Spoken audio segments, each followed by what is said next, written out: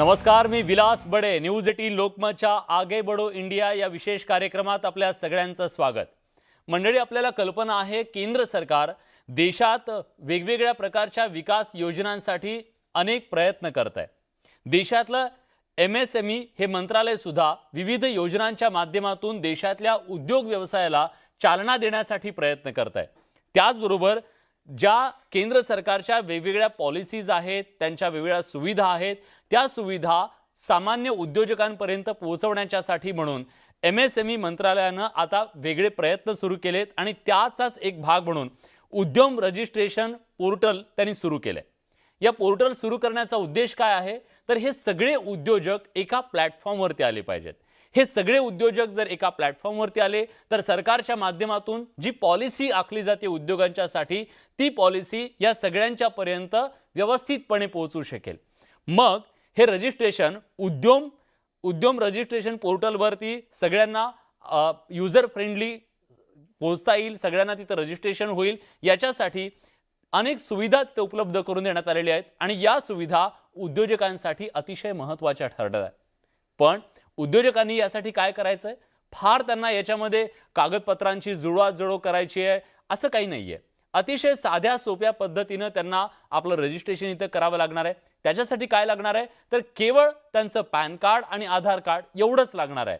पण याचा जो उद्देश आहे तो उद्देश अतिशय महत्त्वाचा आहे आणि MSMEनं आतापर्यंत या सगळ्याचे जे रजिस्ट्रेशन झालेले नाहीये ते रजिस्ट्रेशन अधिक व्हावेत, सगळेजण एका प्लॅटफॉर्मवरती यावेत आणि देशातल्या उद्योजकांना चालना मिळावी, याच्यासाठी हा जो नवा उपक्रम सुरू केलेला आहे त्या सगळ्याबद्दल आपण चर्चा करणार आहोत. पण चर्चेला सुरुवात करण्यासाठी आपल्यासोबत मान्यवर पाहुणे असणार आहेत. मान्यवर पाहुण्यांची ओळख आपण करून घेऊया. सुरुवातीला या सगळ्या चर्चेमध्ये सहभागी होण्यासाठी आता आपल्यासोबत MSME डेव्हलपमेंट इन्स्टिट्यूट मुंबईचे director Shri PM Parlewar sir जोडले गेलेले आहेत. पार्लेवार सर, स्वागत आहे तुमचं न्यूज 18 लोकमतमध्ये. आपल्यासोबत आता नागपूर स्टुडिओतून आहेत MIDC इंडस्ट्रीज असोसिएशनचे president Chandrashekhar Shegaonkar sir. Shegaonkar sir, तुमचंही स्वागत या कार्यक्रमात. आणि डिक्कीचे पश्चिम भारताचे आणि महाराष्ट्राचे प्रेसिडेंट संतोष कांबळे सर माझ्यासोबत इथं बसलेले आहेत स्टुडिओमध्ये. संतोष सर, तुमचं सुद्धा स्वागत या कार्यक्रमामध्ये. चर्चेला सुरुवात करण्याच्या पूर्वी बघूया या संदर्भातला हा खास रिपोर्ट. तुम्ही जर MSME उद्योजक आहात तर तुमची एंटरप्राइज नोंदणी असणं आवश्यक आहे. हे खूप सोपं आणि पूर्णपणे विनामूल्य आहे. तुम्हाला हवंय फक्त तुमचं आधार कार्ड आणि पॅन कार्ड. udyamregistration.gov.in वर लॉग ऑन करा. रजिस्ट्रेशनसाठी खाली दिलेल्या टॅबवर क्लिक करून मोबाईल लिंक्ड आधार नंबर आणि तुमचं नाव टाईप करा. मोबाईलवर आलेला OTP टाईप करून कंपनी आणि पॅन कार्ड नंबर टाईप करा. 6 ते 10 नंबर पर्यंत मागितली गेलेली माहिती दिल्यानंतर 11 ते 12 क्रमांकावर युनिटचं नाव आणि पत्ता भरा. 13व्या नंबरवर कंपनीच्या अधिकृत पत्त्यांची माहिती द्या. 15व्या नंबरवर उद्योगाच्या सद्यस्थितीची माहिती भरा. बँक अकाउंटची माहिती भरा. 17व्या नंबरवर उत्पादन की सर्व्हिस असा ऑप्शन निवडा. 18व्या नंबरवर NIC कोड भरा. कंपनीत असलेल्या नियोजित व्यक्तींच्या संख्येची माहिती भरा. माहितीची पडताळणी झाल्यानंतर 20 आणि 21 नंबरची माहिती आपोआप भरली जाईल. ई मार्केट अँड ट्रेड्सवर रजिस्ट्रेशनसाठी 22 आणि 23 नंबरवर येसचा ऑप्शन स्वीकारा. मोबाईल नंबरवर आलेला OTP कोड भरून अंतिम माहिती भरा. रजिस्ट्रेशन पूर्ण झाल्यानंतर तुम्हाला तुमच्या उद्योगाचं सर्टिफिकेट याच पोर्टलवर उपलब्ध होईल. सुरुवातीला मला पालेवार सरांना विचारायचं आहे की उद्यम रजिस्ट्रेशन हे अतिशय गरजेचं आहे असं सांगितलं जात आहे. का हे उद्यम रजिस्ट्रेशन अतिशय गरजेचं आहे? MSME मधल्या उद्योजकांना हे किती फायदेशीर ठरणार आहे? धन्यवाद. आपल्या सर्वांना माहित आहे की सूक्ष्म लघु मध्यम उद्यम ज्याला आपण MSME म्हणतो, हे MSME सेक्टर जे आहे आपल्या देशाच्या आर्थिक व्यवस्थेचा पाठीचा कणा म्हणून ओळखल्या जातं. आणि या MSME सेक्टरचं आपल्या देशाच्या GDP मध्ये 29% कॉन्ट्रीब्युशन आहे. टोटल एक्सपोर्टमध्ये जे देशाचं एक्सपोर्ट आहे त्याच्यामध्ये टोटल MSMEचं जे कॉन्ट्रीब्युशन आहे 50% आहे. तसेच टोटल मॅन्युफॅक्चरिंग आउटपुटमध्ये 33% जे आहे ते या सेक्टरचं कॉन्ट्रीब्युशन आहे. त्याच्यामुळे या सेक्टरला अतिशय महत्त्व प्रदान करण्यात आलेलं आहे आणि हे सेकंड लार्जेस्ट सेक्टर आहे जे एम्प्लॉयमेंट प्रोव्हाइड करतं, रोजगार प्रोव्हाइड देतं आपल्या देशामध्ये. सेकंड लार्जेस्ट ॲग्रिकल्चर नंतरचं. महत्त्वाचा भाग हा आहे की MSMEचं जे रजिस्ट्रेशन आहे ते MSME ॲक्टच्या अंतर्गत केलं जातं. त्याला उद्यम रजिस्ट्रेशन म्हटलं जातं. उद्यम रजिस्ट्रेशन हे ऑनलाईन करण्यात येतं. याला एकही रुपयाचा खर्च नाही, अगदी फ्री ऑफ कॉस्ट असतं. याची वेबसाईट आहे udyamregistration.gov.in. याच्यावरती जाऊन याचं रजिस्ट्रेशन करता येतं. हे जरी मॅन्डेटरी नसलं तरी हे केल्याने याचे अनेक फायदे आहेत. याचे फायदे म्हटलं तर सर्वात महत्वाचा फायदा हा आहे की MSME ऍक्टच्या अंतर्गत उद्यम रजिस्ट्रेशन केल्यानंतर कोणत्याही उद्योजकाला MSME मंत्रालय भारत सरकारचं जे आहे त्याच्यात ज्या अनेक योजना आहे त्यांचा लाभ घेता येतो. जसे की क्लस्टर डेव्हलपमेंटची योजना आहे, जशी MSCFC म्हणून आहे, फॅसिलिटेशन काउन्सिल डिलेड पेमेंट करता, ज्याच्यामध्ये 45 दिवसाच्या आत जर पेमेंट नाही मिळालं तर बँकेच्या रेट ऑफ इंटरेस्टपेक्षा 3 टाइम्स रेट ऑफ इंटरेस्टनी अलॉंग विथ प्रिन्सिपल पैसे परत घेता येतात आणि लेंदी जे प्रोसिजर आहे कोर्टाचं त्याच्यामध्ये न जाता कमीत कमी वेळामध्ये त्यांना आपले पैसे परत मिळू शकतात. याच्या व्यतिरिक्त बँकेच्या अंतर्गत प्रायोरिटी सेक्टर लेंडिंगमध्ये हे क्षेत्र येतं.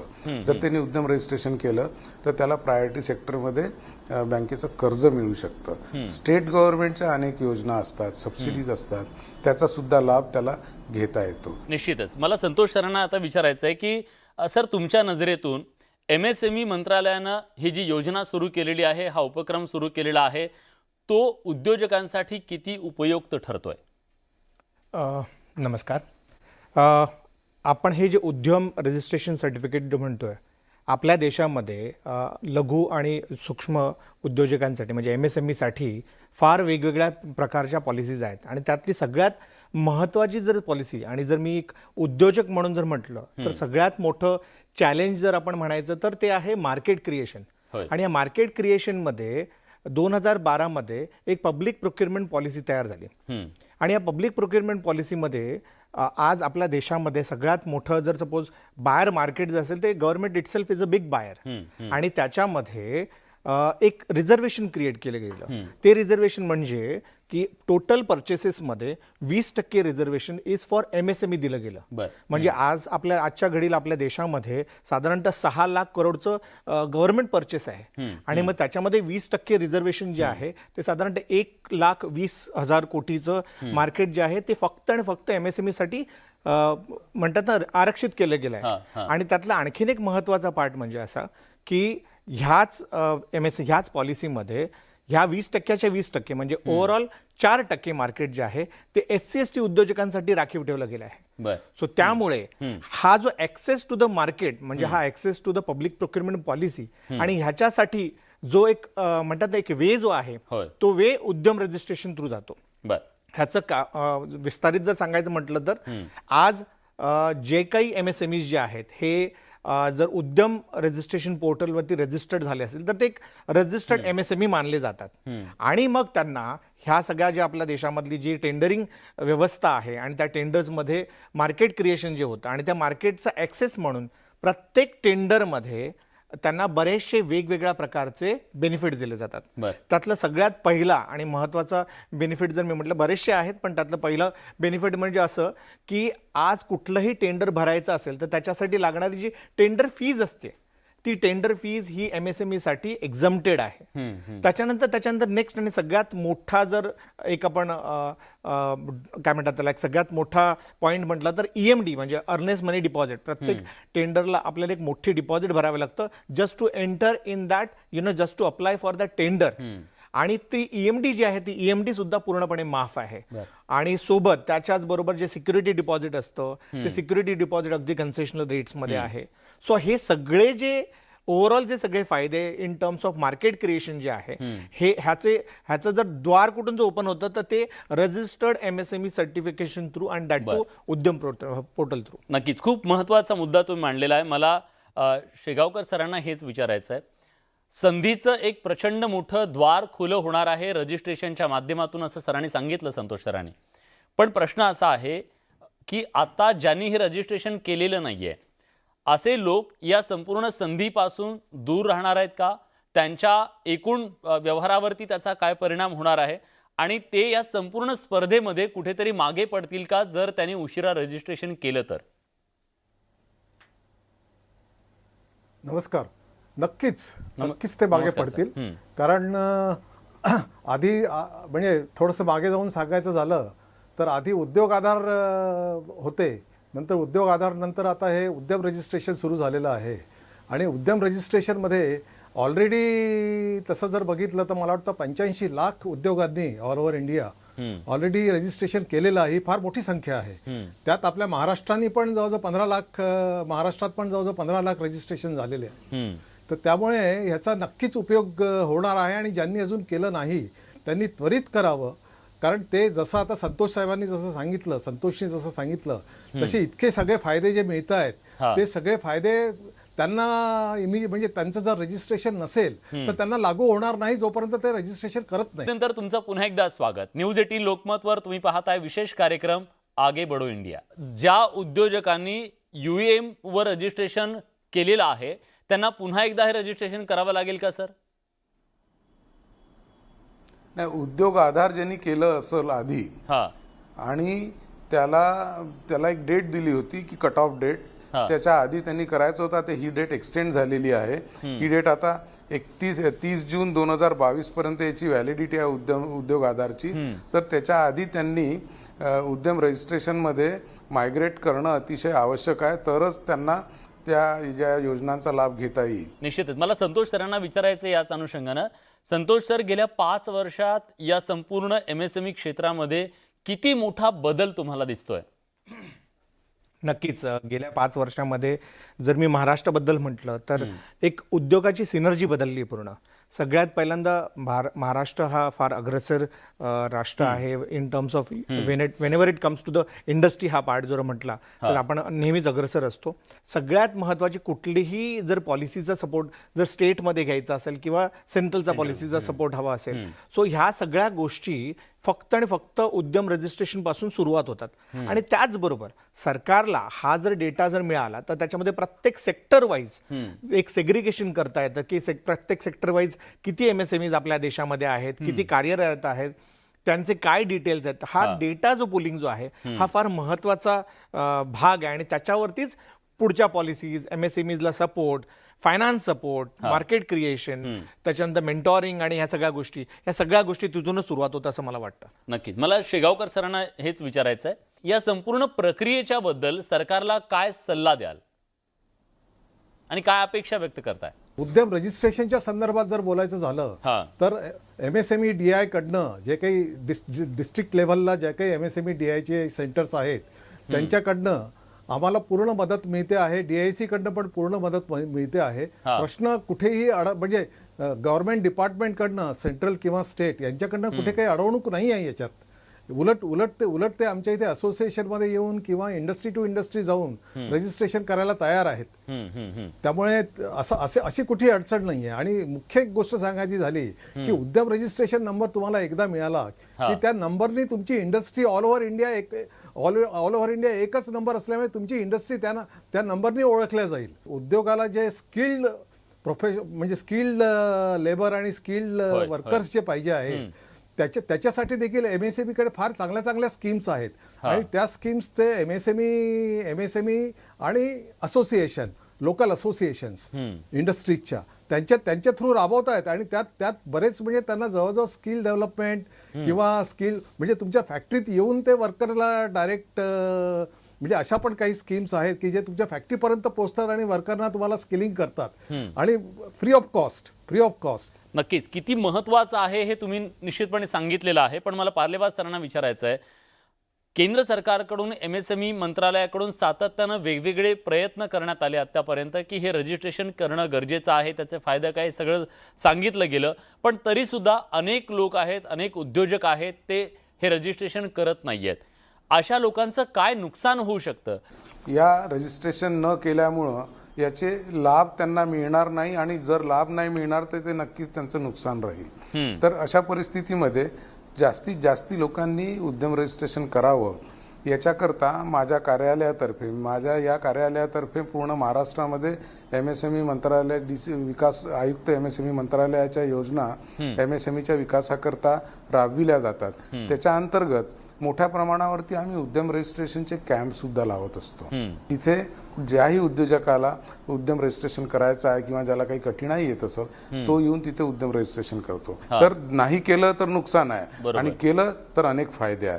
तर जास्तीत जास्त लोकांनी रजिस्ट्रेशन करावी हीच माझी विनंती आहे. ठीक आहे, तुम्ही सर्व विनंती उद्योजकांना. करताय. मला संतोष सरांना हे विचारायचं आहे, PMEGP ही योजना सांगितली जाते, ती योजना नेमकी काय आहे आणि सगळ्यात महत्त्वाचं म्हणजे MSME कडून आत्ता नेमक्या कुठल्या अशा योजना, मोठ्या योजना आहेत ज्या योजना चालवल्या जात आहेत, ज्या उद्योजकांच्यासाठी अतिशय महत्त्वाच्या आहेत? ह्या उद्यम रजिस्ट्रेशन सर्टिफिकेटमुळे तो पहिल्यांदा एक रजिस्टर्ड MSME होतो आणि रजिस्टर्ड MSME साठी बऱ्याचशा फायनान्स स्कीम्स आहेत. त्याच्यामध्ये मी तुम्हाला सांगू इच्छितो, सगळ्यात पहिली जर फायनान्स स्कीम म्हटलं तर सगळ्यात अगदी छोटी तर ती मुद्रा योजना, म्हणजे अगदी 10,000 रुपयापासून 10 लाख रुपयापर्यंतची मुद्रा योजना, 10 लाख रुपयापासून 1 कोटीपर्यंत स्टँडअप इंडिया योजना, त्याच्यानंतर अगदी 50 लाख रुपयापासून 15 करोडपर्यंत IFCI व्हेंचर कॅपिटल फंड आणि अशा बऱ्याचशा मोठमोठ्या scheme. So in terms of MSME growth, अगदी सीड फंडिंग पासून ग्रोथ फंडिंग पर्यंतच्या बऱ्याचशा फायनान्स स्कीम ज्या आहेत ह्या MSME द्वारा राबवल्या जातात. त्याच प्रकारे जे एक्झिस्टिंग लोन्स आहेत त्या एक्झिस्टिंग लोन्समध्ये इंट्रन्स सबवेन्शन म्हणतो, म्हणजे उदाहरणार्थ एखाद्या उद्योजकाकडे जर काही त्याचं करंट लोन चालू असेल तर त्याच्यामध्ये त्याला 5% सूट मिळते आणि त्याच्यानंतर GST च्यासाठी ज्या सगळ्या फंक्शनॅलिटीज असतात त्याच्यामध्ये पण सगळ्या गोष्टींचा, या सगळ्या पॉलिसीजचा ॲक्सेस घेण्यासाठी त्याला रजिस्टर्ड MSME असणं हे सगळ्यात महत्त्वाचं असतं. आता तुम्ही PMEGP बद्दल म्हटलात, फार छान अशी ही योजना आहे. पंतप्रधान रोजगार योजना म्हणतात त्याला. आणि हे जे आहे ते अगदी 10,000 रुपयापासून 25 लाख रुपयापर्यंतची ही योजना राबवली जाते, ज्याच्यामध्ये नवउद्योजकांसाठी म्हणजे अगदी ज्यांच्याकडे फक्त बिझनेस आयडिया आहे, सो त्या बिझनेस आयडियाजला नर्चर करण्यासाठी म्हणून ही योजना राबवली जाते, ज्याच्यामध्ये एका उद्योजकाला 25 लाख रुपयापर्यंतचं लोन मिळतं. म्हणजे ही किती महत्त्वाचं आहे याचा अंदाज आपल्या सगळ्यांना नक्की आलेला असेल. मला पार्लेवार सरांना विचारायचं आहे की सर, आता जे MSMEच्या अंतर्गत अनेक लोक जोडले गेलेले आहेत त्या लोकांना तुम्ही काय नेमकं सांगाल? त्यांनी काय काळजी घ्यायला हवी आता आणि अधिकाधिक लोकांना याच्यामध्ये जोडण्यासाठी त्यांनी कसा सहभाग वाढवावा? हे MSME जे रजिस्ट्रेशन आहे, उद्यम रजिस्ट्रेशन, हे करण्याकरता जी काही आम्ही इकोसिस्टम तयार केलेली आहे, ऑनलाईन इकोसिस्टम, त्या इकोसिस्टमचा लाभ त्यांनी घ्यावा आणि ज्या योजना आहे त्या योजनांचा लाभ घेण्याकरता हे आतापर्यंत आपण सांगतच आलो की अतिशय महत्त्वाचं आहे. तर हे या योजनांचा लाभ घेण्याकरता हे ताबडतोब करावं आणि या इकोसिस्टममध्ये त्यांनी एंट्री करावी, जेणेकरून त्यांना एक नवी आयडेंटिटी मिळेल, त्यांना या योजनांचा लाभ मिळेल. MSMEच्या माध्यमातून जगभरातलं मार्केट कवेत कसं घेतलं जाऊ शकतं, त्याचा विस्तार कसा केला जाऊ शकतो? शेगावकर सर, तुमच्याकडून मला ह्याचं उत्तर हवं आहे. MSMEच्या माध्यमातून आपल्याला एक अजून ॲडिशनल गोष्ट मला सांगावीशी वाटते, ती म्हणजे जे इंटरनॅशनल म्हणजे सगळीकडे जे एक्झिबिशन्स होतात त्या एक्झिबिशन्सला आपल्याला म्हणजे आपले जे भारतातले उद्योजक आहेत त्या उद्योजकांना जर जायचं असेल तर MSME कडनं आपल्याला सबसिडी मिळते त्याला जायला, म्हणजे त्याचं जायचं याचं भाडं आणि काही प्रमाणात तिथे राहण्याचा खर्च हा देखील MSME आपल्याला रिएम्बर्स करतं आल्यानंतर. तर त्यामुळे आपला जे म्हणजे आपल्याला जे एक्सपोजर हवं असतं, इंटरनॅशनल एक्सपोजर, आणि जे आपल्याला इंटरनॅशनली म्हणजे इंटरनॅशनल लेवलला कुठले प्रॉडक्ट आपण आपल्याकडनं सप्लाय करू शकतो आणि आपण जे काही प्रोक्युरमेंट बाहेरून करतो, आउट ऑफ इंडिया करतो, ते किती कॉम्पिटिटिव्हली करू शकू याचा जो एक्सपोजर आपल्याला या सगळ्या एक्झिबिशन्समध्ये पार्टिसिपेशन झाल्यामुळे मिळतो. मला संतोष सरांना विचारायचं आहे की आता सरकारनं तर इनिशिएटिव्ह घेतलाय, एक चांगला उपक्रम सुरू केलेला आहे, पण अशा उपक्रमांच्या बद्दल आणखी तुमच्या काय अपेक्षा आहेत सरकारकडून? अगदी शेवटचा प्रश्न थोडक्यात. नक्कीच. टोटल उद्योजकांपैकी 15% उद्योजक जे आहेत हे SC/ST कम्युनिटीमधून येतात आणि त्यांच्यासाठी MSME मंत्रालयातर्फे SC/ST हब म्हणून एक वेगळी संकल्पना सुरुवात झाली. ही 2016 मध्ये सुरू झाली आणि ह्याच्या मार्फत बऱ्याचशा वेगवेगळ्या स्कीम्स ज्या आहेत त्या राबवल्या जातात. ज्याच्यामध्ये तुम्हाला मार्जिनल मनी सपोर्ट म्हणा किंवा मार्केटिंग सपोर्ट म्हणा, त्याच्यानंतर जसं आता सांगितलं गेलं की ट्रेड फेअरसाठी सो अगदी 100% पर्यंत ट्रेड फेअर फ्रीज होतात. त्याच्यानंतर त्यांचे जे स्टॉल्स जे आहेत त्या स्टॉलचं रिइम्बर्समेंट केलं जातं. आणि आता अपेक्षा जर म्हटलं तर सगळ्यात पहिल्यांदा मी तर इतकंच म्हणेन की उद्योजक आजच्या घडीला कमी पडतोय.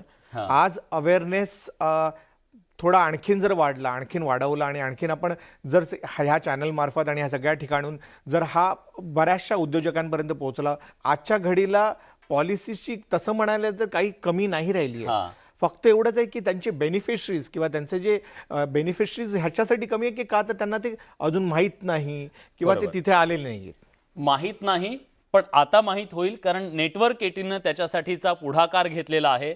आणि त्याचमुळे आगे बढो इंडिया या कार्यक्रमाच्या माध्यमातून हा लोकांच्या मधला जागृतीचा जो प्रश्न आहे तो प्रश्न मार्गी लागावा. अधिकाधिक उद्योजकांनी या योजनेशी जोडलं जावं, उद्योगाचा या प्लॅटफॉर्मवरती यावं आणि सरकारच्या पॉलिसीचा, त्यांच्या वेगवेगळ्या सोयीसुविधांचा लाभ घेत देशाच्या उद्योग व्यवसायाला चालना मिळावी, या उद्देशानं नेटवर्क 18नं हा सगळा पुढाकार घेतलेला आहे.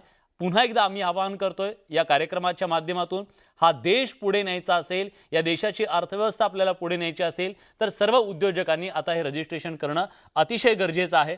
पण आजच्या या कार्यक्रमाच्या माध्यमातून आपण सगळेजण आलात, खूप चांगल्या प्रकारची माहिती आपल्या राज्यातल्या उद्योजकांना आपण दिलीत, त्याबद्दल मी न्यूज 18 लोकमतच्या वतीनं आपल्या सगळ्यांचे मनापासून आभार व्यक्त करतो. आणि आगे बढो इंडिया या विशेष कार्यक्रमात आपण इथेच थांबतोय. ताज्या घडामोडींसाठी बघत रहा न्यूज 18 लोकमत.